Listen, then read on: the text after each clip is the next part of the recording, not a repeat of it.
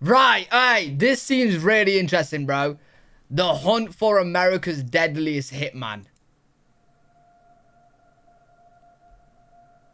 It's 1978. Jose is 16 years old. He lives with his family on a ranch near Erlenmeer, Tulare County. Wait, don't tell me the hitman's 16 years old. Did you say 16?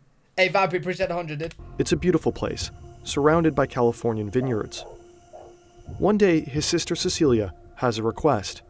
Oh, starting early. Hey, bro, can you take me to New York to meet this guy? I said, sure, sister, why not?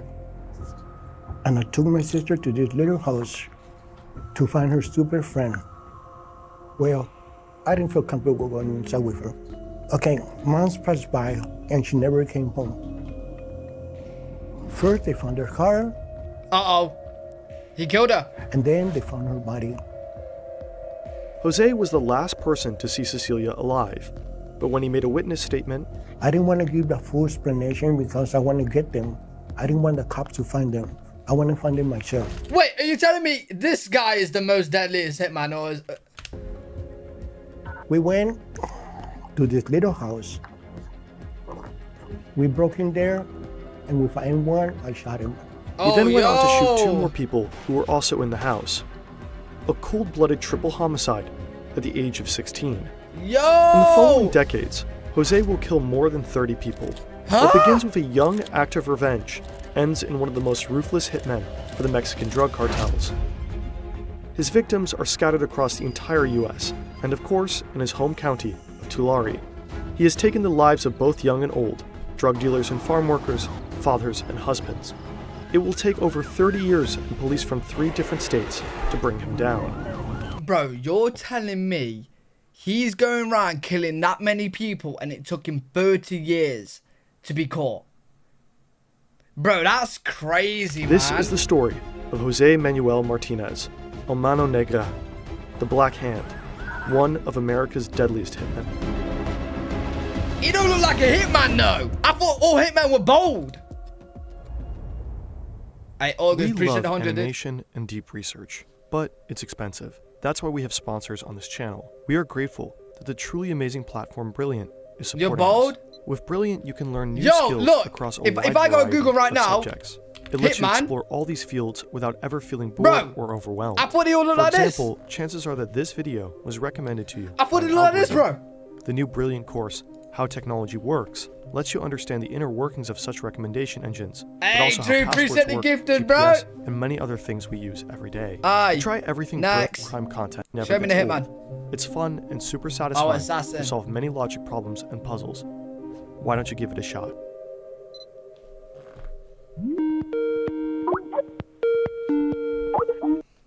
Yo, how much? You know, before I ever met him, I talked to a lot of police officers, you know, homicide detectives, murder detectives, who had dealt with him. And they all said the same thing, which is, when you meet him, he is the most charming person you will ever meet. This is Jessica Garrison, a journalist and author.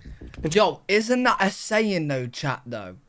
Like, it's always the baddest motherfuckers are always the nicest people, bro. Don't they say that?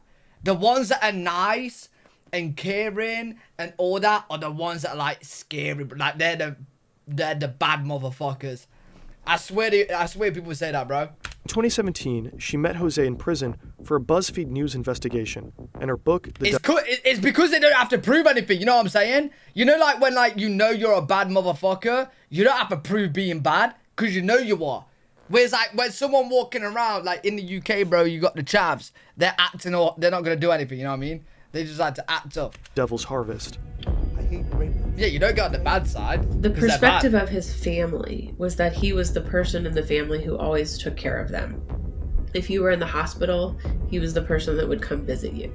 If the hospital wouldn't let you in, he was the person that would find a way to, like, hoist children up to the window so they could wave at you. I think he was not a person who anyone who just first met him ever suspected of being a multiple murderer. How does a polite, loving family man turn into a mass murderer? Well, we know how. His sister died and then he killed 30 people, bro. Martinez is born in 1962 in Fresno, California. He's a U.S. citizen, but hey, Slot, appreciate the gifted, bro. Grows up in Mexico until the age of 11. He then moves with his family to a ranch near Irlamart. At the time, Tulare is the poorest county in California. His stepfather organizes laborers for the wine industry, and as a side business, deals drugs. At the age of 14, Martinez is sent on his first drug courier trip by bus. Later, he uses his own car. As a bilingual, US-born teenager, Martinez can easily stay under the radar of authorities. In 1977... You know what? I'm not actually seeing Dexter. Is Dexter good? I've heard it's good. Is it worth the watch? The police raid his family's ranch. They confiscate $2.5 million worth of heroin and various weapons. Then in 1978, while his stepfather was in custody, Cecilia is murdered. Martinez said that he was a nice man until they killed his sister. Well, yeah. Since then, he said fuck the rapers and the child molesters. So he did in 1979. His first victim is David Bedoya. A friend tells Martinez that Bedoya raped his sister. Martinez does the job for $500. His first murder for money. Yo, bro, $500! Yo, that's crazy, bro! $500 to kill... Bro, that's crazy. Imagine dying and someone's paid $500 for you to die. You're that cheap, bro. You're that cheap. Oh, wow. Martinez does the job for $500. Yeah, I'd His be first pissed. murder for money. In 1980... Yo, I ain't gonna lie, bro. Yo, I ain't gonna lie. Yo, let's say I was in this situation and someone's came into my house with a gun and I know it's a hitman, right? I'm gonna be like, yo, whatever they charge you, I'll pay quadruple. And if he's like, no, bro, no, I gotta go through with it. I'll kill myself. Because there ain't no way, bro, I'm dying for $500. There ain't no way, bro. There ain't no way, bro. I'm not going to the afterlife with a price tag on my head. $500, bro. There ain't no way. There ain't no way, bro. His first murder for money. In 1982, he meets a man from a Mexican drug cartel, most likely Sinaloa. He only refers to him as Mr. X. What, Mr. Elon X Musk? was involved in the moving of large amounts of narcotics, drugs from, Mexico through California and to points beyond. And Mr. X, gave Mr. Martinez numerous jobs killing people. Not every job for Mr. X is directly related to murder. Most of the time, Martinez is tasked with collecting debts from small-time drug dealers. He receives his assignment through phone calls or brief personal meetings. A lot of it is sold on spec. I give you the drugs, you sell the drugs, you give some of the money back to me, right? But if you take the drugs and you don't give the money back to me, we have a problem. Then Jose Martinez would go and collect that money. Martinez does end up in jail several times. For example, in 1990 because of his drug courier activities. But he is never charged with his murders. Mad. That's weird, because his name does appear in several homicide cases going back all the way to 1979. Bro, I just don't understand how, you get away with killing so many people, though. Hey, Cosmo, appreciate the 2 gifted, bro. I don't get how you'd get away with that. It's fine. If you turn up in 1 murder case, maybe that's bad luck. 2, maybe a coincidence. 7 or 8, you gotta be like, what's happening here? In hindsight, it's difficult to understand why no one connected the dots back then. It will take many years and several victims before someone picks up Martinez's trail.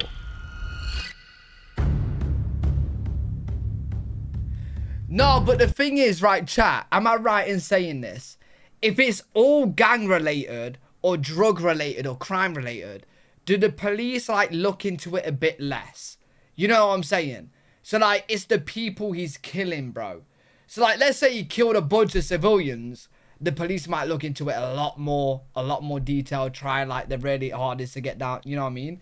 But because it's crime related and he's killing the R words and... Is that true?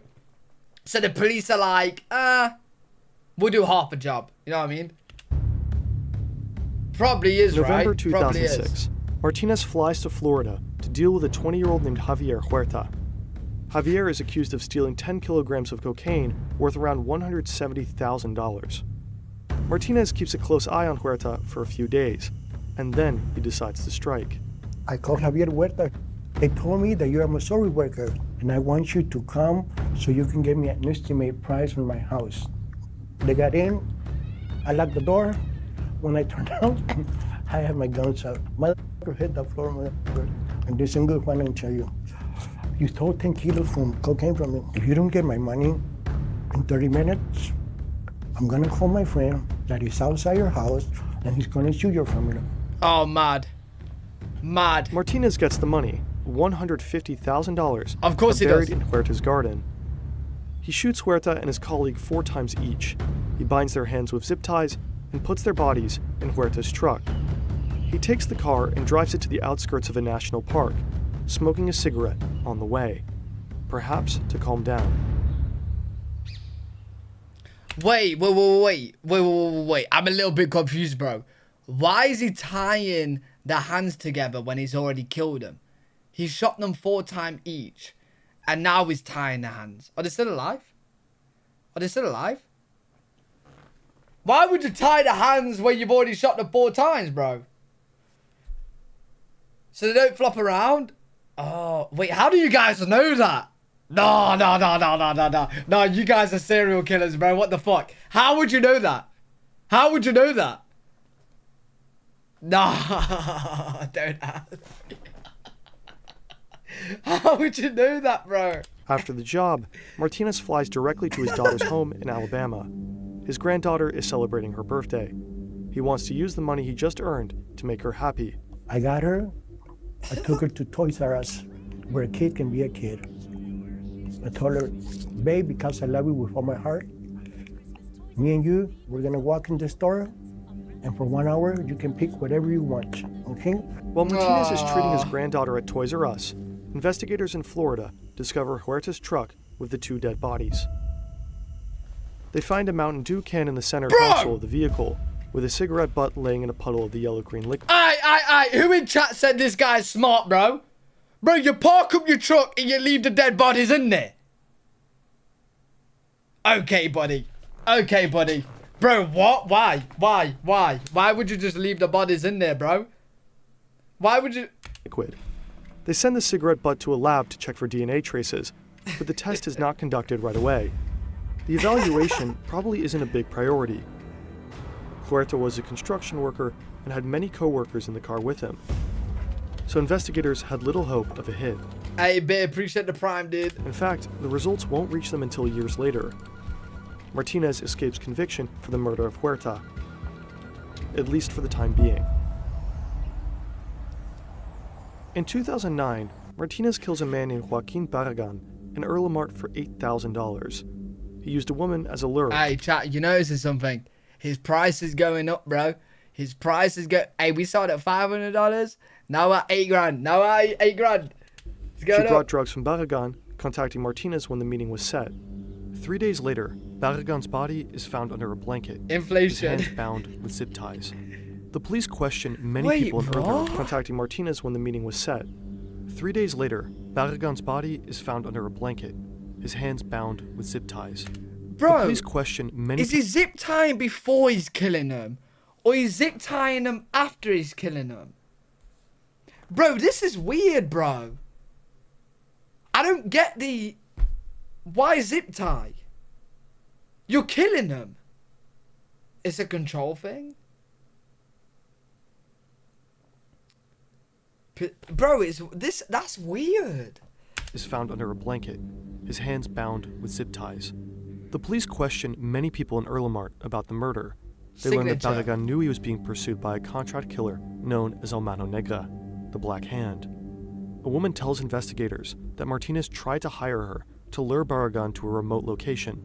Others say that El Mano Negra is in fact Martinez's nickname. The investigators don't have enough evidence against him, but they still decide to make a move. They arrest Martinez for violating probation, but when they knock on his door, he scrambles out his phone, removes the SIM card, and swallows it. Nothing else on there can incriminate him. Smart. When the police question Martinez, he claims that everyone in Erlenmart is lying and that he didn't kill Barragan. They send him to prison anyway for violating his probation terms. When Martinez gets out of prison about a half a year later, he directly marches to the Violent Crime Division of the Tulare County Sheriff's Office. He wants his white Chevy Suburban back that the police had seized from him. Martinez agrees to answer a few questions from the police in return. He hints that he is a collector for a Mexican drug cartel from Guadalajara, and he also claims to know that Barragan was murdered, not due to debts, but because he was a rat. The investigators are suspicious. They suggest a lie detector test. These aren't technically valid ways of determining a lie, but police will still often use them for investigations. Martinez agrees. He is asked several times if he knows who killed Barragan. Martinez, of course, denies that he killed him. The lie detector's response to Martinez's answers are clear. Deception is indicated. Still, the investigators' hands are tied. Without clear evidence of a confession, they can't pin Martinez down. In the end, the black hand once again slips from their grasp. Bro, this guy is getting away with so much. Bro, like, this is mad. This is mad, bro. This is actually mad. There's so many people out there that get done for one murder, bro. This guy's going around just killing everyone. He's killing everyone, bro, and he's just getting away with everyone. The cigarette butt is still in the lab. The police in Florida have other cases to handle, and they forgot about those bodies in that trunk. It looks like Martinez can just keep going on forever. But then something happens in Alabama. Oh, what happens in Alabama? Early 2013, 35 years after the murder of Martinez's sister, 33 years after he shot David Badella for $500, Martinez is now 51 years old. He is once again visiting his daughter in Alabama. He spends a lot of time with his grandchildren, picks them up from school, dresses them up as Disney princesses, and has spa days with them. His daughter knows he's a criminal, but she thinks he's just a smuggler who helps to bring people across the border into the US. While at her home, Martinez has an idea. He learns that a friend of his daughter's partner needs help collecting a debt. He'll help him, but in reality he just wants to learn from the friend a little bit about his daughter's partner, Jaime Romero. Is he a good guy? Uh-oh. He meets with a friend named Jose Ruiz. In the car, Martinez asks Ruiz about his daughter's partner. Ruiz says Romero is okay, but he proceeds to call his girlfriend names and a terrible mother. He doesn't realize it's Martinez's daughter.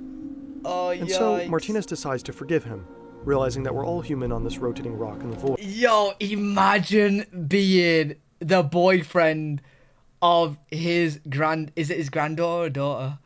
Yo, that'd be scary, bro. And naturally, we can all make mistakes. He patiently tells Ruiz, hey, I'm her father, and that's not a kind way to speak about my daughter. No. Martinez decides that Jose Ruiz must die. Huh? But not right now. People saw them together, so he returns to California for the time being, and Ruiz is allowed a few more weeks on Earth. Oh, that's mad. That's mad. On March 4th, 2013, Martinez is back. Hey, yo, chat. The one thing that we learned from this video, bro, is watch what you say, because you don't know who's a hitman, bro. Watch what you say, bro, because you don't know who's a hitman. He goes on a little tour with Romero and Ruiz. They stop to stretch their legs in a remote national park. No way, Jose. Martinez pulls out a gun, points it at Ruiz, and says, the woman you insulted is my daughter, you bastard. And he shoots him twice in the head. Oh, shit. He gets back in the car and tells the shocked Romero to drive and better keep this to himself. The police quickly discover the dead Ruiz and find a Walmart receipt with him. They review surveillance cameras and identify a companion of Ruiz. It's Romero. He's arrested and suspected of murder.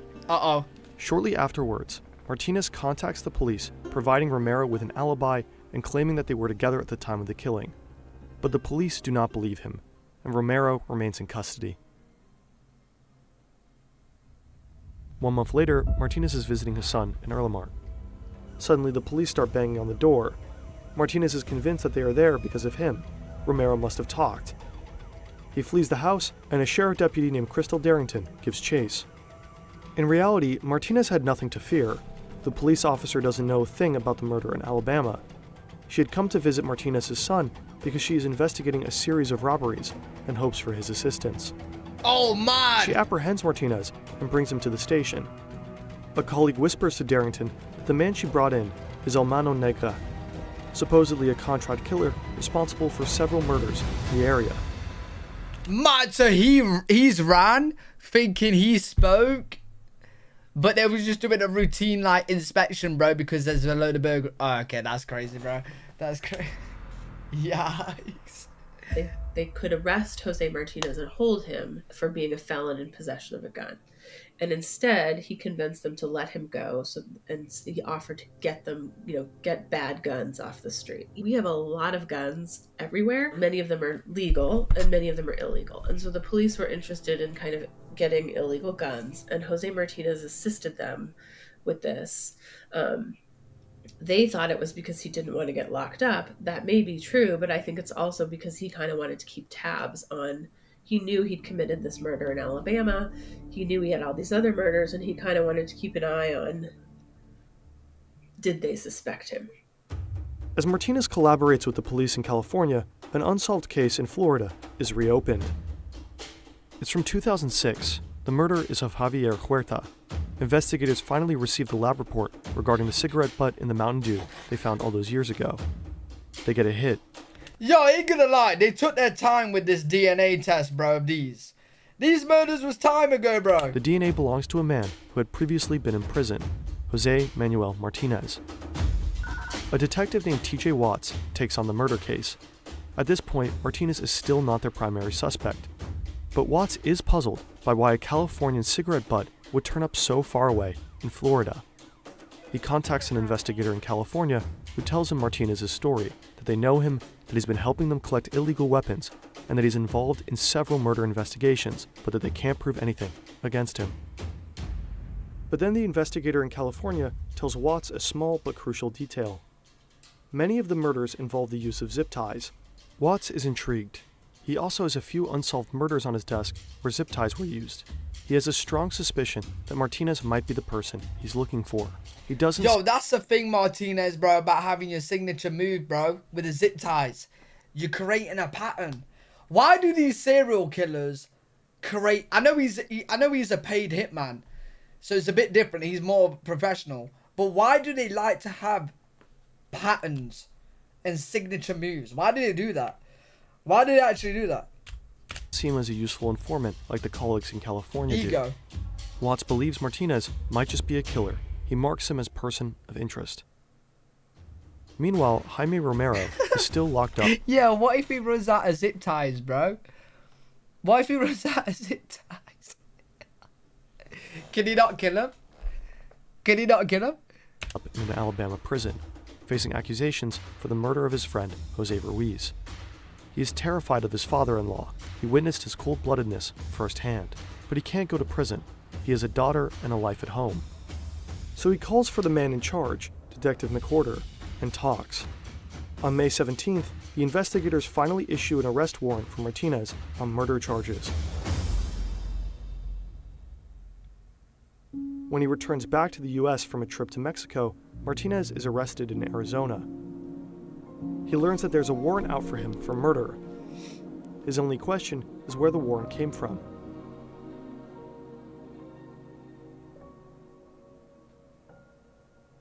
Bro, he should have just stayed in Mexico. McWhorter is the first to hear about Martinez's arrest at the border. He immediately sets off for Arizona to personally bring him back. On the way back to Alabama, they talk about life, the military, and even share a pizza at the airport. McWhorter is surprised at how little Martinez seems to care about being charged with murder. Upon arriving in Alabama, they are met by Detective Watts. He too had jumped on a plane to interrogate Martinez. Neither detective expects Martinez to confess. Perhaps he would spend time in jail and then make a mistake during a phone call from inside. At best, Martinez might admit to being at the crime scene, but try to blame everything on Romero. But things take a different turn. Martinez confesses almost immediately to killing Ruiz. He also confesses to the murder case in Florida.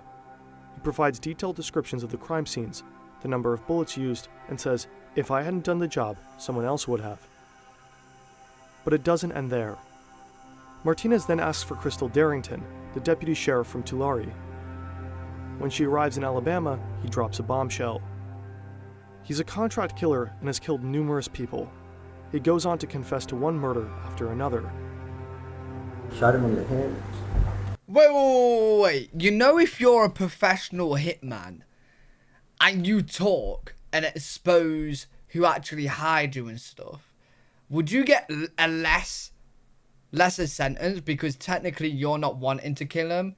You're just... Nah, because you're still killing them though, bro, innit? Like, you're still killing them. Okay, 22. Took my gun and I shot him inside the car in the leg. I even killed They could get a deal. It was a long list. I mean, you know, Crystal Darrington said that she was just like frantically texting her bosses, like, oh my god, another one, you know, and then like I think the next day he's like, oh my gosh, I have another one. So it was a shocking list of murderers. He confesses to over 35 murders. Today, it is thought to be over 40. They went back and reinvestigated all of them. Like, they didn't just take his word for it and tried to make sure it was true. And ultimately, they decided that they believed it. Yo, I ain't gonna lie, bro. Listen. This is America's deadliest hitman. I thought it'd be more than 40 people we killed. I thought, yo. That's small numbers in Mexico, bro. That's small numbers in Mexico. 40 people. When it's to do with crime-related stuff and gang stuff, I thought it'd be more than that. I thought it'd be killing people every week. Martinez is brought to trial for most, but not all of his murders. Some cases couldn't be resolved. Oh, this is the deadliest one they caught. True. At the time, he even faces the death penalty, which doesn't seem to worry him. I know I'm going to go to electric chair. I can go if I die tomorrow. In the end, Martinez is sentenced to 50 years in prison in Alabama for the murder of Ruiz, life in prison without the possibility of parole in California for 9 murders, and 2 consecutive life sentences in Florida. Oh, well, he's gone forever. He's gone forever. Martinez certainly didn't make it easy for the police. He left few traces, often there were no concrete pieces of evidence, and as a hitman, there were usually no direct connections between him and his victims. Oh, that's why it's hard to, like, track it down. Bro, you know how I'm saying, like, when one person kills one person, they get caught instantly. Or not instantly, but you know what I'm saying. Whereas he's killing 40 people and he can't capture him. You know what I mean? It's because there's no ties, bro. They have no clue who's doing it. You know what I'm saying? They have no clue, bro. Whereas, like, when somebody kills someone, there's always... Most of the time, there's a motive. You know what I mean? There's a motive. There's someone close or someone they've been in trouble with. The easiest way to get away with murder is to kill someone you don't want dead. Yeah, but then why would you kill him unless you're a hitman? Especially in the 80s and 90s, police in California had a lot of murders to deal with. They had limited resources. Oh, mad. But there is also another reason why Martinez wasn't caught for so long. There are other people who would say, well, he didn't try that hard to get it, in part because the people that he was killing were not people that created these giant outcry. You know, I mean, he was generally killing people without very much power. And so I think that was sort of one of the heartbreaking things to me when I started working on this, is that I went and found some of the family members of some of his victims, and many of them said over and over, like, it seems like no one cared that our relative was killed. And so I think that to me was sort of the craziest and most heartbreaking part of this case. Yeah, well, I can't lie, bro. If I'm a police officer and a piece of work came on my desk saying, yo, someone's just killed an R word. I can't say it on Twitch, but you know what I'm saying. The 4-letter word, R word, right? If someone said to me, yo, someone's just killed this, I ain't gonna lie, bro. I'd be like, okay, yeah, cool. I'm not gonna look into that too much. You know what I'm saying? Because that is a dirty fucking crime. You know what I mean? If I was the policeman, I'd rather be like, okay, I will look into the family that got murdered.